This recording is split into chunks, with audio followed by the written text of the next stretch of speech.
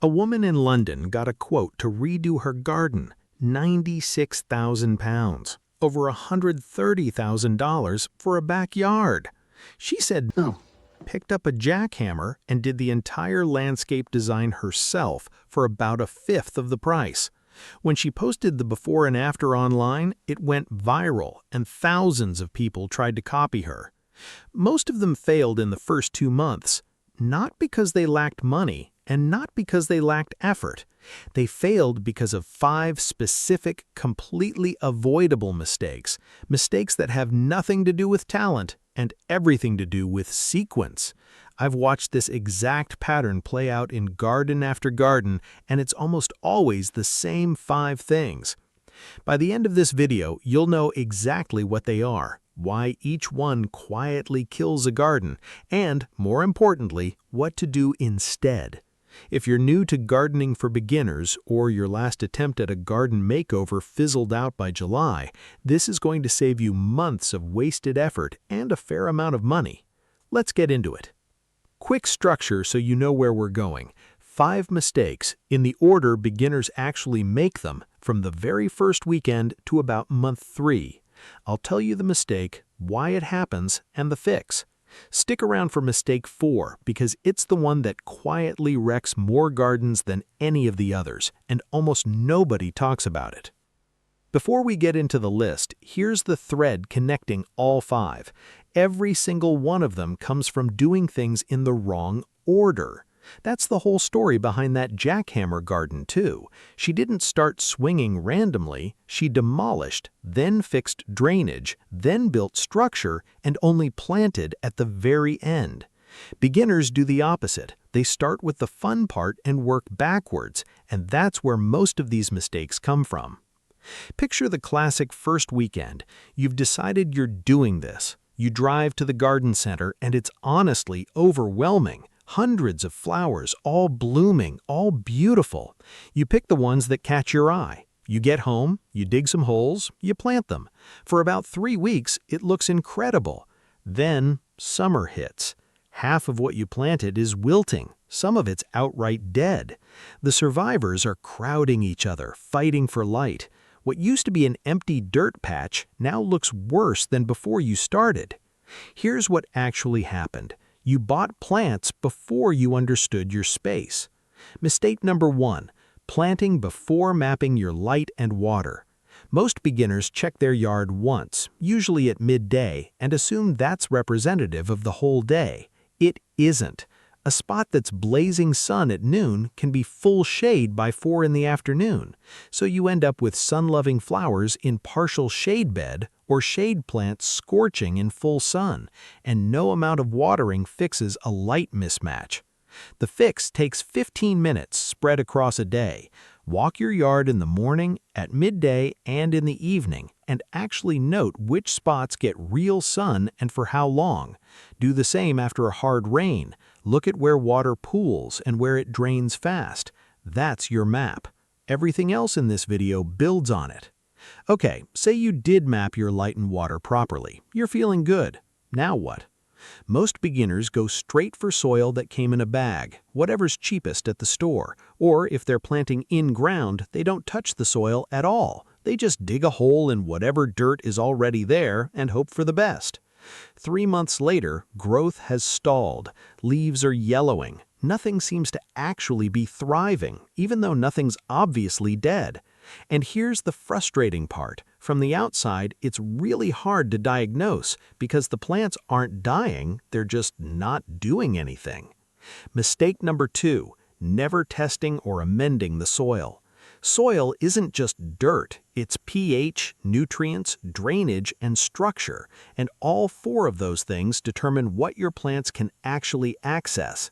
Compacted clay soil can look totally normal on the surface while suffocating roots underneath, and cheap generic potting mix often lacks the nutrient density your plants need after the first month. The fix, and this is genuinely underrated, get an actual soil test. They're inexpensive, sometimes free through a local extension office, and they'll tell you your pH and nutrient levels instead of you guessing. If you're going the raised bed gardening route instead, this problem mostly disappears. You control the mix from day one, which is a big part of why raised beds are so beginner-friendly. Here's a scene that plays out in almost every beginner garden, and it's honestly kind of funny in hindsight. Planting day. You've got your little seedlings, and they look tiny, genuinely small, almost fragile-looking, sitting in these big, empty beds. So naturally, you plant them close together, because spacing them out the way the tag says feels wasteful, like you're leaving half the bed empty. 6 weeks pass. Now everything is touching. Leaves are overlapping, stems are competing for light, and airflow between plants has basically stopped. And that last part matters more than people realize. Mistake number 3, ignoring spacing guidelines. Overcrowded plants don't just compete for nutrients and light. Poor airflow between them is one of the single biggest causes of fungal disease and pest problems in a beginner garden. A garden that looks full in week 1 often looks diseased and stressed by week 8 for exactly this reason. The fix is uncomfortable but simple. Trust the spacing guidelines on the plant tag, even when it looks wrong on day 1. Your bed is supposed to look sparse at first. That gap fills in, usually faster than beginners expect, and when it does, it fills in healthy instead of choked.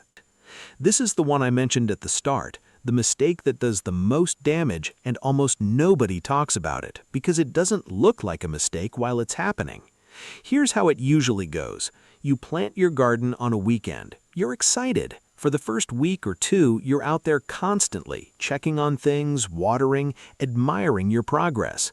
Then life happens. Work gets busy, the weather turns, whatever it is. Watering becomes a once-a-week thing, then whenever you remember. And this is the part that catches people off guard. The garden doesn't die from one big neglect event. It dies from inconsistency. A little too much water one week, none for the next 10 days, then a panic flood of watering when you notice the wilting.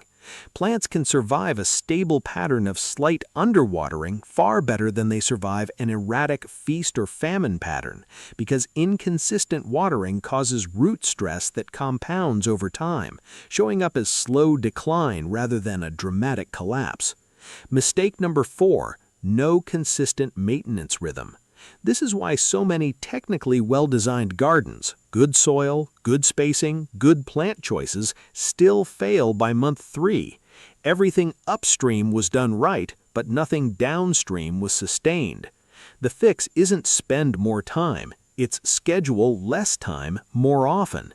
15 minutes 3 times a week will keep a garden alive better than one exhausting 2-hour session every other Sunday. If you need to, put it on your calendar like an actual appointment for the first month until it becomes automatic. That's genuinely the whole trick. Last one, and this mistake is different from the other 5. It's not really about talent, it's about mindset. And it's the reason a lot of people who did mistakes 1 through 4 correctly still end up quitting. Something is going to die. I promise you that, no matter how well you plan.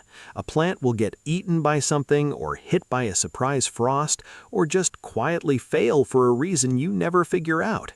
And here's what beginners tend to do when that happens. They take it personally. They decide they're bad at gardening, and a lot of the time that's the moment the whole project gets abandoned. The rest of the garden gets neglected because the one dead plant felt like proof it was never going to work. Mistake number 5, treating a single failure as a final verdict. Every experienced gardener has killed plants. A lot of them, usually. The people who end up with genuinely impressive gardens aren't the ones who never lost a plant.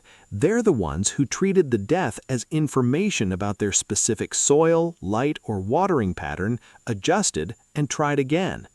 That's really the through line connecting all 5 of these mistakes. None of them are about talent. They're about sequence, patience, and treating early failures as data instead of a verdict. Which, again, is exactly what that woman with the jackhammer did. Her first attempt at any given section of that garden probably wasn't perfect either. She just kept adjusting instead of writing the check. So, quick recap of all 5 because I want this to actually be useful and not just something you nodded along to. 1. Map your light and water before you plant anything. 2. Test or amend your soil instead of guessing. 3. Trust the spacing guidelines even when the bed looks empty. 4. Build a small, consistent maintenance rhythm instead of occasional bursts of effort. And 5. Treat a dead plant as information, not a verdict. Tell me in the comments which of these 5 you're guilty of. I read them all, and honestly, it's usually number 4.